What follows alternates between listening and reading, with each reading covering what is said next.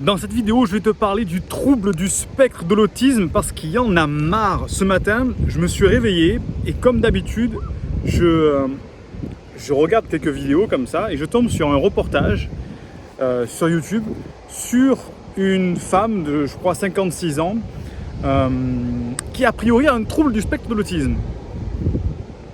Donc j'en ai un petit peu marre des confusions qu'il y a entre trouble du spectre de l'autisme et haut potentiel. Il ne faut pas se tromper du tout entre les deux.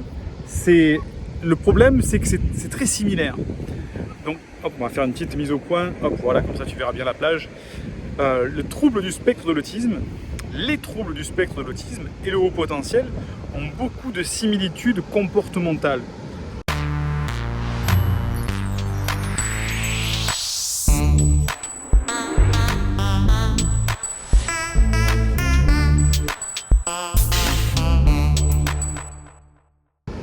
La problématique qu'il y a, et c'est peut-être ton cas aujourd'hui, c'est pour ça qu'il faut absolument que tu écoutes cette vidéo si c'est ton cas aujourd'hui, que tu penses être atteint d'un trouble du spectre de l'autisme ou qu'on t'a diagnostiqué un trouble du spectre de l'autisme, c'est que le TSA, trouble du spectre de l'autisme, quand tu regardes la définition du DSM-5, le manuel qui décrit les caractéristiques, les symptômes des troubles psychologiques, donc je ne l'ai pas sous la main parce que là je suis à la plage, mais si je l'avais, je te l'aurais montré.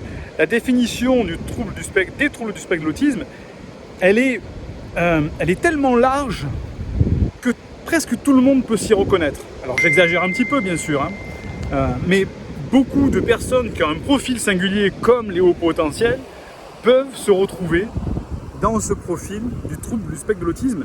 Et nous, à l'Université Le Potentiel, on reçoit des centaines de personnes en consultation qui font des dépistages de la douance, qui arrivent en disant « Oui, moi on m'a diagnostiqué un trouble du spectre de l'autisme, je pense être atteint ou atteinte d'un trouble du spectre de l'autisme, je suis autiste d'après la définition. » Et c'est pas le cas, c'est pas le cas du tout.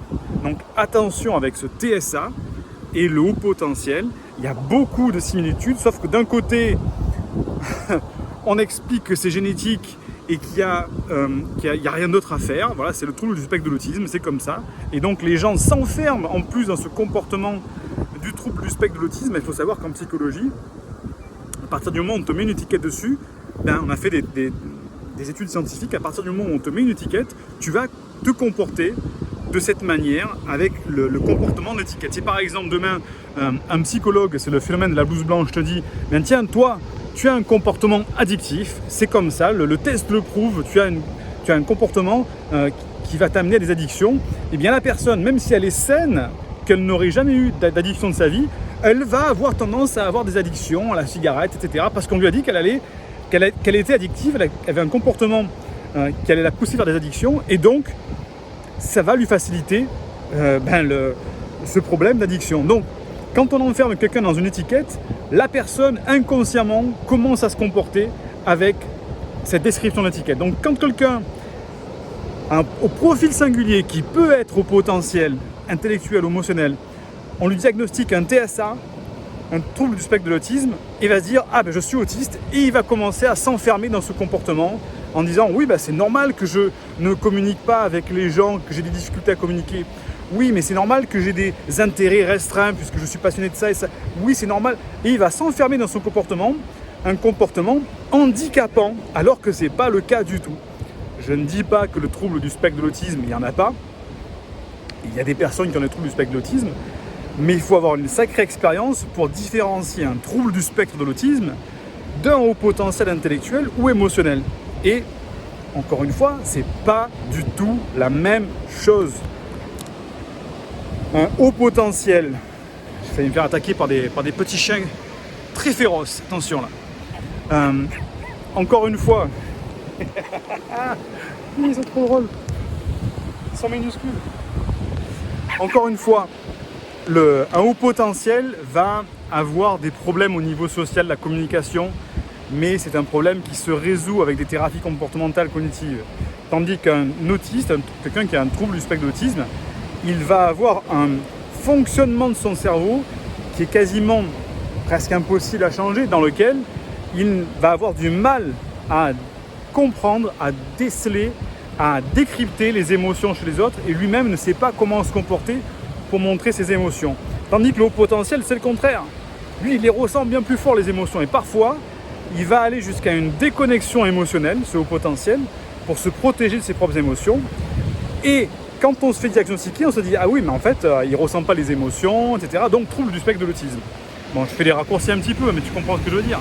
Donc, il faut arrêter avec ce putain, voilà, il faut arrêter, je le dis, de trouble du spectre de l'autisme, de mettre cette étiquette sur tout le monde, parce que ce n'est pas le cas de beaucoup de personnes. Donc, si c'est ton cas, si on t'a dit que tu avais un trouble du spectre de l'autisme, ou que tu supposes avoir un trouble du spectre de l'autisme, eh bien, fais attention, tu dis « Ok, c'est une possibilité, je sais que les caractéristiques, les symptômes sont très proches du haut potentiel et vice-versa, donc je vais explorer le haut potentiel et les caractéristiques, voire même passer un bilan de détection de la douance pour voir si en fait je ne suis pas simplement entre guillemets, haut potentiel, intellectuel ou émotionnel et que j'ai un blocage émotionnel qui m'empêche d'avoir des relations sociales épanouies et qui fait que beaucoup de personnes croient que je suis autiste.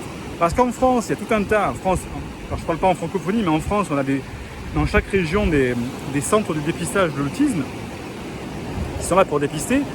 Le problème, c'est que c'est lié à une appréciation humaine. Et comme dans beaucoup d'appréciations humaines, eh ben, parfois il y a des erreurs. Donc voilà, si c'est ton cas, fais le point.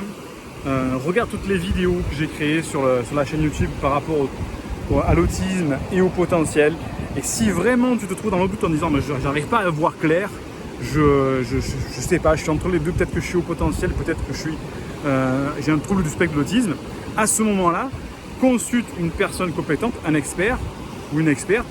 Alors nous, à l'université, on fait ça tous les jours, pour enfin mettre un nom sur ton comportement psychologique, ton profil psychologique, et ne pas faire l'erreur de t'enfermer dans ce trouble du spectre de l'autisme qui est trop souvent diagnostiqué parce que bah tiens, il y a un psychologue qui est plus je sais pas, j'en sais rien en fait pourquoi, parce qu'il a plus lu de littérature scientifique sur les troubles du spectre de l'autisme, ou alors il s'est spécialisé là-dedans et donc il va diagnostiquer à tout va le trouble du spectre de l'autisme.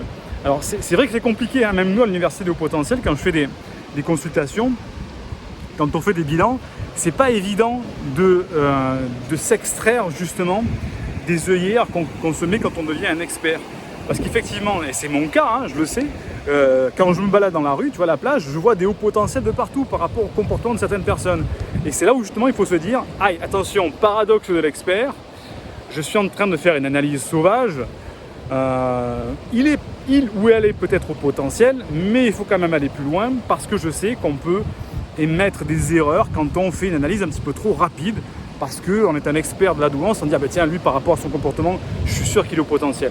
Il faut faire hyper attention, on joue avec la santé mentale des personnes, on joue avec la vie entière de ces personnes-là, le reste de leur vie. Il y a des personnes qui arrivent à 25-35 ans, on leur dit bah, tiens, tu as un TSA ou tu es au potentiel, ben, pour le reste de sa vie, en fait, après, on va lui mettre cette étiquette. Donc on ne rigole pas avec la psychologie et la santé des gens. Donc il faut faire attention et c'est pour ça que ben là, on rentre vraiment dans l'expertise et le professionnalisme et l'éthique de personnes, se dire ok, il faut que je fasse attention de ne pas rentrer dans mon propre paradoxe, de voir des personnes au TSA de partout, de voir des personnes avec un haut potentiel de partout, parce que c'est risqué pour ces personnes. On ne joue pas avec la santé mentale des personnes. Voilà, tout simplement. Donc, trouble du spectre de l'autisme, oui, effectivement, ça existe. Il y a des personnes qui sont atteintes, mais c'est très spécifique et il y a quelques différences qui vont vraiment faire la distinction entre HP et TSA. Alors, je t'en donne juste quelques-unes. Un trouble du spectre de l'autisme, par exemple, la personne va avoir des intérêts très limités et spécifiques. Mais tout dépend comment on définit limité et spécifique. Si par exemple je te dis, ben moi je suis passionné de lecture sur les hauts potentiels, ben, effectivement par rapport à la majorité de la population, j'ai un intérêt ultra spécifique et assez restreint parce qu'il n'y a pas grand monde qui lit des bouquins comme ça. Donc on va dire, ah ben tiens, il coche une des cases du trouble du spectre de l'autisme. Alors que c'est pas ça en fait.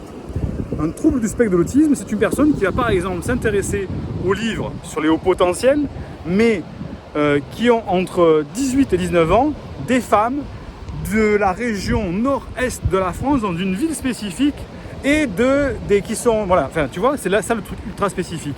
Et ça effectivement, c'est pas commun. Parce que par exemple, moi je suis passionné de haut potentiel, je vais lire des livres sur le potentiel, mais je ne vais pas aller autant dans la spécificité que ça. Quelqu'un qui a un trouble du spectre de l'autisme, il va aller aussi loin que ça. Donc ça, c'est une des caractéristiques. Deuxième caractéristique, c'est beaucoup de mal à reconnaître, à décrypter le non-verbal, les émotions dans un visage de quelqu'un. Les personnes qui ont un trouble du spectre de l'autisme ont une déficience dans la reconnaissance du non-verbal, c'est-à-dire un sourire, un truc un petit peu ambigu. Ceux qui ont un trouble du spectre de l'autisme, parfois, pas tous, ont vraiment du mal à décrypter et eux-mêmes ont du mal à exprimer leurs émotions avec le non-verbal, ils ne savent pas comment faire. Mais ça, encore une fois, c'est vraiment poussé à l'extrême. C'est-à-dire qu'un haut potentiel qui a une déconnexion émotionnelle, il a du mal lui aussi à comprendre les émotions des autres parce que il les a pas au même moment ni avec la même intensité, mais il en a quand même des émotions et parfois il se coupe de ses émotions. Tu comprends que c'est un peu compliqué. Donc le trouble du spectre de l'autisme, lui, il va vraiment avoir du mal. Si tu lui montres 4 photos avec un sourire moyen et un petit sourire un petit peu ambigu, pour lui ça va être la même chose, il ne comprend pas très bien ce que c'est comme émotion. Donc tu vois qu'encore une fois, c'est très spécifique et selon l'appréciation de la personne, ça peut être compliqué, on peut vite faire rentrer une personne dans cette case du trouble du spectre de l'autisme. Ça, ce sont les deux principales caractéristiques qui vont bien distinguer les deux. Il y en a d'autres. Je vais essayer de te mettre dans la description d'autres vidéos que j'ai faites sur le trouble du spectre de l'autisme et je vais essayer d'en faire d'autres parce que quand je me suis réveillé et que j'ai vu ce reportage ce matin, je me suis dit putain mais c'est pas possible quoi. J'ai vu le nom de la personne, je vais la contacter parce que c'est... Alors je ne veux pas faire d'analyse sauvage non plus en me disant tiens elle m'a pas l'air autiste, mais la personne elle me faisait plus une description d'une personne à haut potentiel qu'une description avec un trouble du spectre de l'autisme. Et cette personne elle allait 1 à 2 fois par semaine dans un hôpital psychiatrique pour faire des séances de quoi? De déconnexion sensorielle. Elle se faisait embobiner dans des couvertures glacées. C'est une méthode un petit peu archaïque qui se fait toujours à la demande pour se déconnecter. Elle dit en fait au moins 1 à 2 fois par semaine je peux me déconnecter, je peux être malade et le montrer. Donc 2 fois par semaine elle va dans un hôpital psychiatrique se faire bandeletter pendant plusieurs heures enfermée comme ça, de partout comme ça, et puis bouger pour qu'elle se déconnecte. Mais moi, encore une fois, je ne veux pas faire d'analyse sauvage, mais c'est un comportement de haut potentiel qui a besoin de solitude, qui a besoin de contemplation, qui a besoin de rester seul. Et pour un haut potentiel, c'est normal. C'est normal de se déconnecter, de voir personne, d'avoir envie de voir personne. C'est un comportement normal, pas besoin d'aller dans un hôpital psychiatrique pour ça. Bordel de merde. Bon, enfin bref, tu m'auras compris. Dis-moi en description si tu te poses des questions par rapport à ce trouble du spectre de l'autisme, où tu en es par rapport à ça, parce que vraiment ça m'intéresse, et voir si je dois te faire plus de contenu par rapport à ça. Et un petit like à la vidéo, vidéo un petit peu coup de gueule, mais un petit like ou un dislike, et partage à quelqu'un que ça pourrait aider, parce que franchement c'est grave de voir ça, ça me rend fou. Bref, je vais aller manger. Hop, la petite famille m'attend là-bas. On est en Espagne. Je t'envoie un petit peu de soleil et de mer. Et je te dis à très vite. Bye bye. Indique-moi en description à quelle adresse t'as envoyé la formation offerte qui s'intitule « Canalise tes pensées envahissantes et profite de l'instant présent ». Et surtout, partage cette vidéo à une personne de ton entourage que ça pourrait aider. Et n'oublie pas, comme le disait Einstein, la folie c'est de faire toujours la même chose et de s'attendre à un résultat différent. Si tu veux t'épanouir avec ta douance, c'est le moment d'utiliser le bon mode d'emploi, celui qui fonctionne avec toi, et de changer pour faire de cette terre un monde meilleur.